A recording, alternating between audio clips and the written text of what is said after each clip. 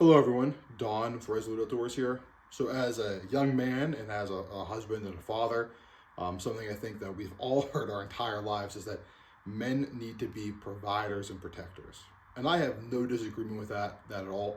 I think that's extremely important, something that every man not only should strive to be, but is called to be for their family and for those around them. But I also think that that phrase, just being a provider and a protector, is really an incomplete view of what it means to be a man.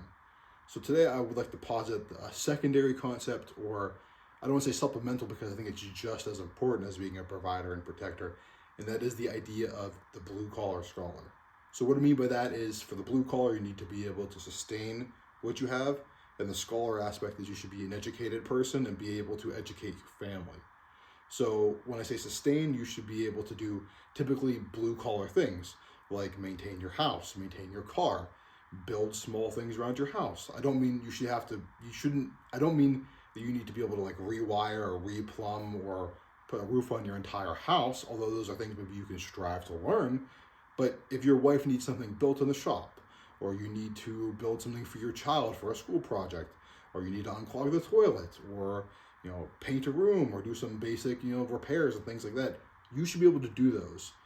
You shouldn't always have to pick up the phone and call somebody, say, hey, I got this small handyman project around the house. You should be the handyman, and you should be able to sustain the things that you have provided for your family. As far as education, I think this is something that's especially lacking. It's something that's almost de-emphasized as a man, and I think this is a terrible mistake.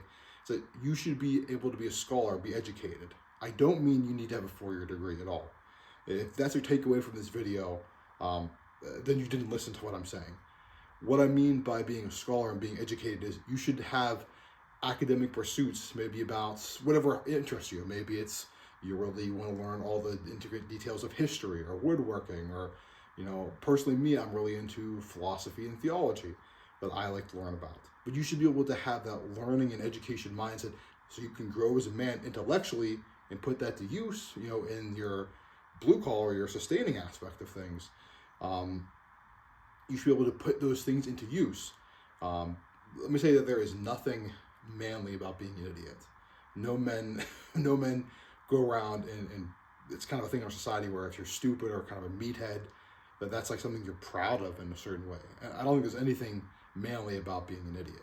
You should be able to educate yourself so you can learn and improve upon your skills, and you should be able to instill that level of learning and education in your children.